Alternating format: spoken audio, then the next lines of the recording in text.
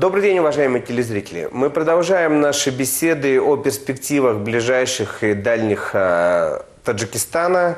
И у нас в студии Дададжон Атавулоев, председатель общественно-политического движения «Ватандор». Здравствуйте, Дададжон. И Умар Аликуватов, лидер оппозиционного движения «Группа 24». Мы обсуждаем политическую повестку Таджикистана. И главным событием ближайшего будущего, которое может определить перспективы на очень долгое время, являются грядущие выборы президента Таджикистана, которым является сейчас. И здесь я хочу, чтобы нам немножко рассказал об истории прихода к власти этого человека и формирования культа личности в стране. Наверное, вы, Дададжон, с этим непосредственно столкнулись.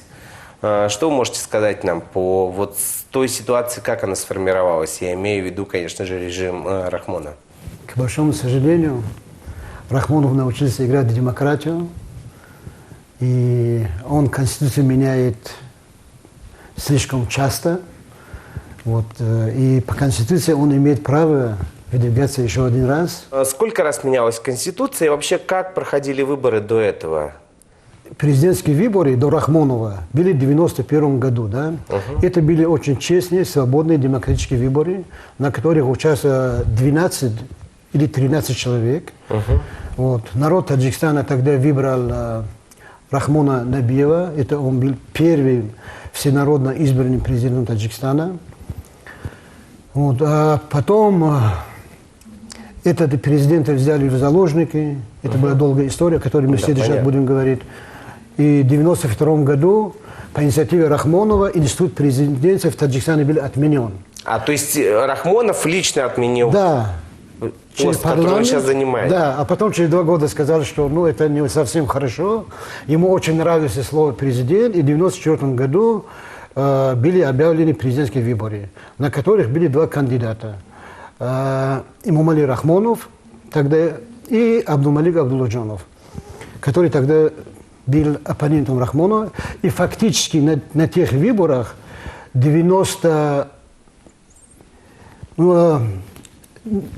на тех выборах Абдулладжонов победил, фактически победил, но эту победу Рахмонов не признал, в результате чего были сожжены бюллетени. Потом я имел беседы с этими участниками этих историй, они мне открыто рассказывали о том, что были сожжены бюллетени, и Рахмонов себя снова назначил президентом. Да?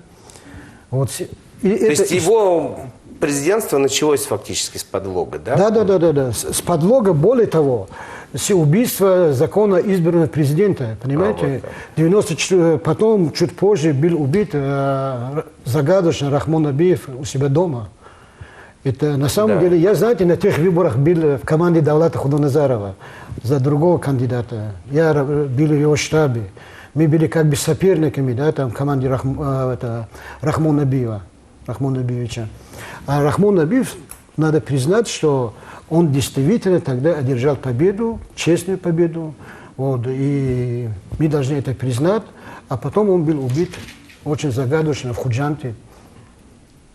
И потом были какие выборы, как менялась Конституция? Потом Рахмону понравилось быть президентом. Когда меняли эту Конституцию, он был 2 раза по 5 лет, должен был уходить уже, да? Потом он придумал новую сказку, что в парламенте он объяснил это таким образом, что надо побольше срок президентства. Теперь по новой Конституции Рахмонов имеет право 2 раза выдвигаться по 7 лет. 7 лет уже в следующем году заканчивается, еще на 1 7-летний срок он имеет право участвовать на этих выборах. То есть одна и та же история на всех постсоветских государствах. Для них Конституция, знаете, это, извините за, может быть, грубые сравнение, да, это для Рахмонова менять Конституцию, это как менять носки, да, там. Поэтому ничего святого нет. И самое главное, там был такой странный референдум, там были более 50 вопросов, да, там, разных вопросов. 50? Да, и на всех надо было ответить, один ответ быть, да или нет. Понятно. Понимаете, вы можете понимать, да, это было это не кощунственно, это не наглость, да, это, я не знаю, это какое слово надо выбрать, да, о наглости этого режима. Ну, здесь я Да, отвратил, что, во-первых, приход самого Рахмонова, Ну. это был абсолютно неграмотный человек. Это действительно подтверждается теми событиями. И эта неграмотность была видна. Он не мог говорить, он не мог предоставить людям свои разговоры, свои речи не мог предоставить. Но самый момент, что ему диктовали, учили люди, которые такие же безграмотные были. Надо было ликвидировать одного, другого. Это такое время было, что понимание какой-то дипломатии, такого не было. И момент был такой, надо убрать, этого надо убить, этого надо было поставить в свое место. И вот сам приход Рахмонова с первых моментов, вот до 97-98 года, было видно, что он ничего не может производить, ничего не может строить. Он только это машина для того, чтобы раздавить всех, кто бы там есть. И вот этот национализм, вот в этот переход в Таджикистане начал очень сильно расти, из-за чего очень многие люди-таджики погибли из-за именно национализма. Потому что отношения между Узбекистаном и Таджикистаном именно в это время были неплохие, но позже они начали еще срываться полностью. Именно вот эта агрессия этого человека. Вот. То есть в 97 году произошел какой-то перелом, что ли? Вот как из этого грубого невежественного человека сформировался президент, который, тем не менее, контролирует власть государства в течение 20 лет? Знаете, до 1997 года Рахмонов себя чувствовал временщиком. Вот так. Потому что шла гражданская война, да? Была очень сильная, мощная оппозиция, объединенная таджикская оппозиция, да? И, конечно, после того, как он было перемирие с этой оппозицией, фактически он подавил эту оппозицию, и он начал уже себя вести по-другому. Потому что реальная оппозиция, да, объединенная таджикская оппозиция, одни были убиты, других были подкуплены, третий просто он посадил в тюрьме. Да, там. И поэтому он себя впервые чувствовал хозяином страны. Он долгие годы даже свою семью не привел в Душанбе. Они жили в Дангаре. Он боялся? В колхозе боялся, да. Он явно себя чувствовал временщиком. Он жил на даче, он жил там в разных местах, не было уверенности. Но после того, как эта оппозиция, да, эта мощнейшая сила, да, там, он смог это подавить, тогда, конечно, у него начались вот эти признаки мания величия. Да. Сейчас Рахмонов сейчас больной человек. Мне его, честно сказать, по-человечески жалко. Да. Этому человеку надо помочь. Но ему каждый день переходят, говорят одно и то же.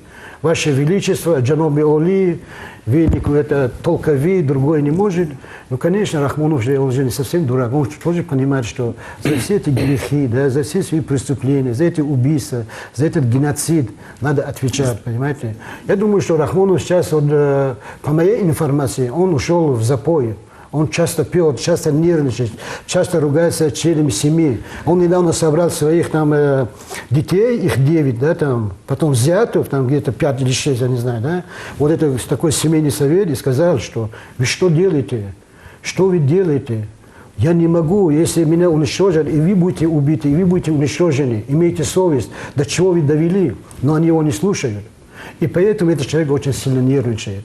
Признаки этой нервозности можно видеть в его выступлениях. Да? Вот недавно было открытие туннеля, извините, да, там, это весь народ увидел. Показывали прямую передачу, дают слово Рахмонову, да, президенту Рахмонову, там девушки танцуют, да, как всегда там, и он не может говорить.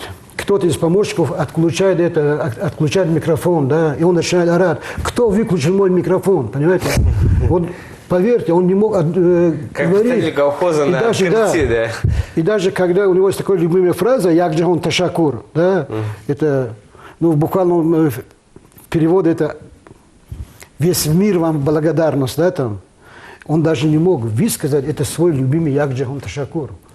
Маралин, да, вот мне интересно такое, вы же инсайдер все-таки, вот как вы, вот какие скрытые пружины, как этот режим вообще живет и существует? Здесь я хотел бы добавить момент очень важный. Дело в том, что с 92 до 97 года была такая выдавка всех людей, которые имели знания. Будем говорить, люди, которые что-то могли сказать.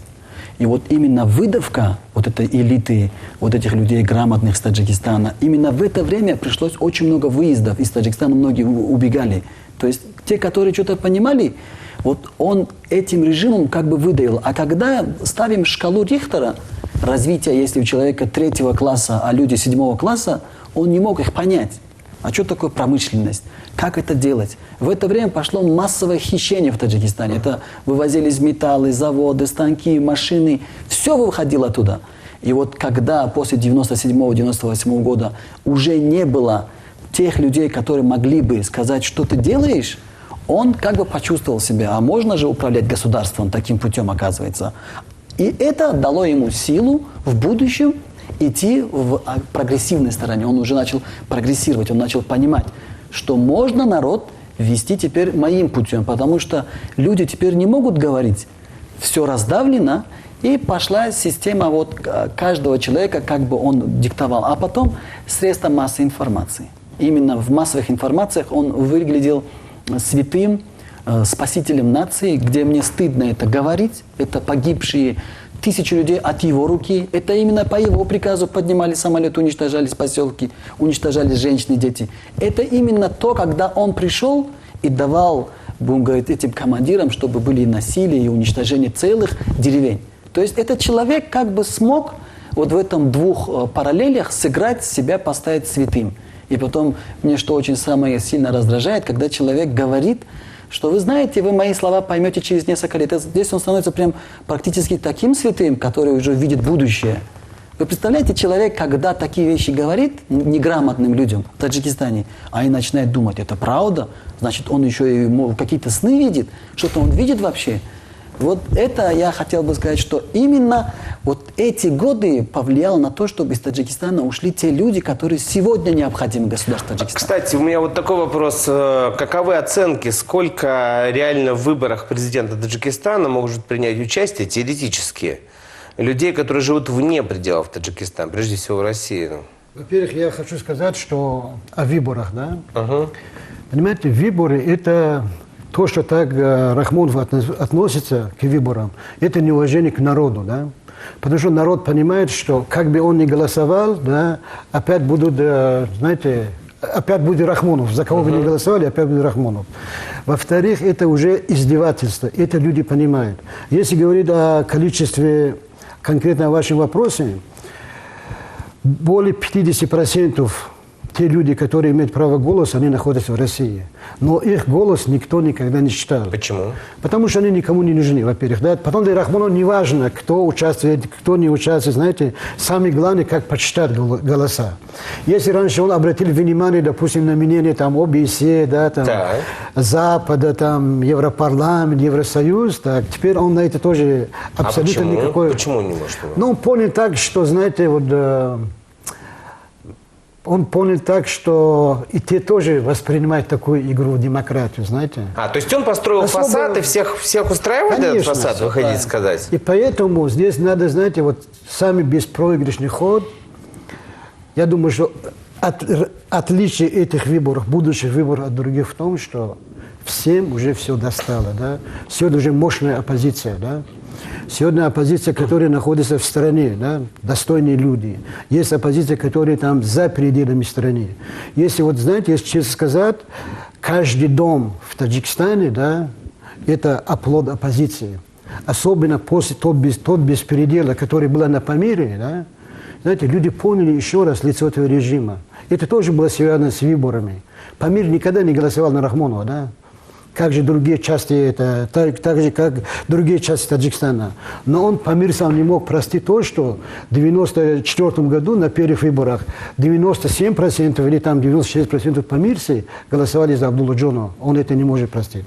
Второе, знаете, вот он за эти 20 лет те ребята, которые работают в России, они тоже изменились, понимаете? Да, безусловно. Вот я даже, когда зайдешь, допустим, в таджикский сегмент интернета, да, там, социальные сети, там, Facebook, обстановка уже другая. Люди уже не боятся. Уже они говорят, что хватит Рахмонов, хватит этому режиму, хватит беспределу, хватит беззаконию. Пора нам взяться свою судьбу в свои руки. И, конечно, я больше чем уверен, что для Рахмонова был бы самый лучший ход, знаете. Вот он спас бы себя и свою семью. Если он пошел бы на такой шаг, он выступил бы с заявлением, да, накануне Нового года или накануне Навруза, да, там, и сказал бы обращение к народу, просил бы прощения, да, и добровольно ушел бы в отставку до выборов. Тогда, понимаете, народ его простил бы. И мы, вот, лидеры оппозиции, да, мы его защищали бы, понимаете? Мы простили бы ему все за этот шаг, за один шаг, понимаете?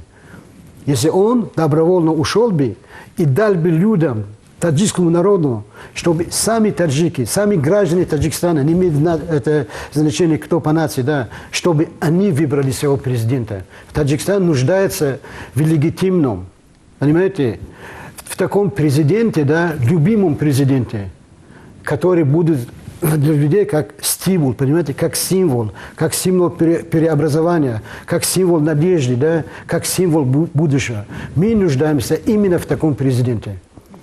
Мурали, вот вы, я хочу переключить уже на тему, собственно, выборов. Вот вы лидер оппозиционного движения «Группа 24». Вам не хочется на выборах бросить вызов Рахмонову?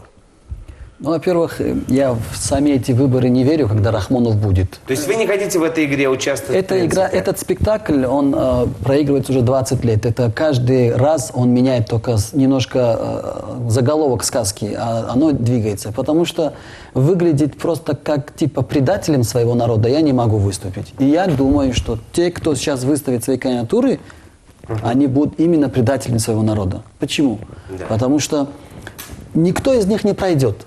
Потому это весь народ знает. Это от маленького до великого людей знают, что у них нет шанса пройти. Но вот сыграть на спектакль Рахмонова, это будет, конечно, предательство. До этого времени много раз предавали мы. Но с другой стороны, я считаю, что сам режим и сам вот эти выборы, они должны быть немножко, конечно, другим. Они должны прозрачными быть. И здесь должны быть мы пригласить... то есть вы хотите поменять режим в широком смысле этого слова? Правильно я понимаю? О чем идет речь? Моя группа и те люди, оппозиционные группы, которые есть вокруг, они говорят, что надо добиться того, чтобы Рахмонов дал подставку. И вот я чуть не согласен с уважаемым Дададжоном в том, что он не подаст в отставку. Ну, наверное, он не подаст в отставку. Да, я думаю, что Даджон тоже высказал это в качестве пожелания. Но мы прекрасно понимаем, что мы еще не знаем ни одного диктатора, человека, который находится у власти 20 лет, который взял бы и сам подал в отставку. Там сразу поднимутся такие вопросы, как в прокуратуре, которые идут многие противозаконные действия. Ведь многие люди знают, что именно во время существования этого режима сколько было нарушено законов, сколько было уничтожено людей. И поэтому я хочу сказать, что здесь мы не можем даже участвовать с ним в выборах. Ну а что вы хотите поменять, прежде чем провести выборы нормальные? Извините, просто, Да, давайте. По поводу моего пожелания, знаете, есть такая таджикская поговорка, да? «Аздвести нодон, душман из Ирак-бе». Значит, чем тупой друг, лучше умный враг, да? Да, я поэтому, как умный враг, да, мы с Рахмоновым враги, да? Но я, честное слово, это самый лучший совет. Когда-нибудь он к этому придет, если он подает в отставку. Иначе его ждет катастрофа. Мне жалко его детей, мне жалко его семью, да? Мне жалко его близких людей, чтобы их не ожидала судьба детей, да, Каддафи, чтобы их не ждала судьба этого Чаушеску, да? Судьба Наджиба, судьба вот этих других диктаторов, чем они все кончили, понимаете? Нельзя, вот в истории все повторяется, понимаете? Да. Просто надо делать правильные выводы. На сегодня, вот поверьте, да, насчет альтернативы Рахмонову. Обычно говорят, нет альтернативы Рахмонову. Ну как же так, да, целая нация, да, которая не имеет альтернативы какому-то, я не знаю, извините, пастуху, да. На любых выборах, если они будут честными, справедливыми, если веника, знаете, вот обыкновенного веника поставить альтернативу Рахмонову, он пройдет. От Рахмонова все устали. Устали от беззакония, да? Устали от его детей. Устали все, понимаете? Вот это, если одним словом выразить состояние Таджикистана, это усталость. Понимаете? Абсолютная усталость. И поэтому, понимаете, вот та черта, та грань, которая когда-то еще держала людей, понимаете, этой грани нет. Уже чаша терпения людей лопнула, понимаете. И это должен понимать Рахмонов. Но он уже начинает делать ошибки. Он начинает давить на оппозицию, да. Они начинают похищать людей в Москве. Вот даже после того нашего выступления по КП+, когда мы говорили о том, что убивали этого невинных людей, убивают в тюрьмах Таджикистана, Вы знаете, свидетели, те ребята, которые были свидетелями вот этого беспредела, убийства невинного человека, их до такой степени избили, что они не могли остаться местно. Позвонила мне мама одного из них, сказала, что от того, что они боятся, их увезли из Душанбе в Худжан, этапировали этих ребят. И их родственники собрались около Генеральной прокуратуры Таджикистана. О чем это говорит? Раньше такого не было. Уже маленькие митинги, маленькие сборища людей происходят в разных регионах страны. Но я надеюсь, вам ничего не угрожает? Ну, знаете, вот я повторяю, что любой человек, который идет в оппозицию к Рахмонову, да, любое инакомыслие они воспринимают как враги. Знаете, я уже привык, мне бояться нечего, терять нечего, да. Я всегда говорю так, что чем думать каждый день о смерти, лучше один раз умереть. Но мне было очень обидно, когда я буквально недавно, на днях, получил информацию, да, из очень серьезных источников, что готовится покушение на молодого, да, там, политика, на молодого лидера, на Умара Куатова. Я ему об этом сказал. А вам что-то известно об этих готовящихся покушениях? Ну, в принципе, мне тоже очень много раз об этом говорили. В принципе, источники, которые были, они очень подтвердили, что да, готовятся, и они уже вышли. Я думаю, что я такой же гражданин, как и все. И думаю, что, как и уважаемый Дададжон сказал, если в данном моменте мы не будем сейчас говорить об интересах своего народа и своей земли, там, где мы родились, то они воспользуются нашим страхом. Поэтому я думаю, что для меня эти вещи обыденные. Я и до этого работал в Афганистане, были и покушения на меня, опять же, этой семьи. У меня есть записи, как они заказывали за 50 тысяч. Но вопрос в том, что мне жалко их. Мне жалко почему, что они идут на такие вот вопросы, и тем более это весь в Таджикистане говорят. То говорят, что Умар Али Изатович из Таджикистана своровал 10 миллионов, ушел, потом взял машины. То есть стыдно над такими вопросами вообще говорить. Я считаю, что все, что в судьбе мне дано, это я увижу. И я с честью принимаю вопросы вот именно оппозиции и вопросы своего народа. Я считаю, что дальше молчать нельзя. Ну вот смотрите, то есть я так понимаю, что вот при нынешней ситуации, при нынешней конституции, при нынешнем политическом режиме в ноябре 2013 года Рахмонову гарантирована победа на президентских выборах. Нет, я так не считаю. Я думаю, что события в Таджикистане, да, могут так неожиданно развиваться, что да, ни один эксперт или ни один, там, я не знаю, человек не может предлагать, да, предвидеть. Почему? Потому что режим Рахмонова – это такой карточный домик, да, что для его, понимаете, из любого ветра он может рухнуть, разрушиться. Да, это... Поэтому я боюсь, что, знаете, все варианты возможны. Да? Однажды утром мы можем и проснуться, и по CNN или BBC мы слушаем новость о том, что сегодня в Таджикистане произошел дворцовый переворот. Да? Понимаете, потому что в окружении Рахмонова тоже очень многие люди хотят от него избавиться.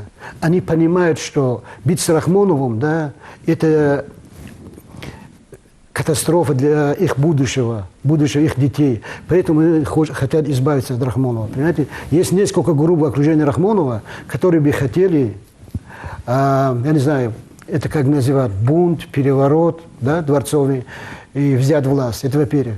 Во-вторых, есть очень много людей, которые могут пойти в банк и взять, знаете, дворец президента. Это особого ничего не стоит. То есть мы говорим о дворцовом перевороте. Да. А вы считаете, у Умара такое возможно? Ну, я хотел бы дополнить, уважаемому, что это рабство. Если он будет дальше президентствовать, это уже рабство моего народа будет.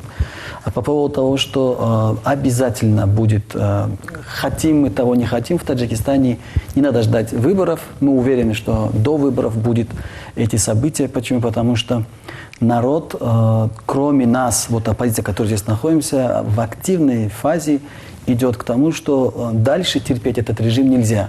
Потому что это и тюрьма. И потом реакция. Вот именно внутри Таджикистана идет обратная реакция. Мы говорим одно, мы как тот вирус в компьютере, который объясняем, что вы путаете это государство как паразиты на теле, вы сейчас уничтожаете весь организм. Но он поступает обратно, он как бы бросает все силы на уничтожение, на заказы на убийство, вывоз граждан Таджикистана отсюда. Это как бы дает обратную реакцию. Вот, я думаю, что да. Я уверен, что это может быть последний или перед последним осенью для Рахмонова, да, у власти.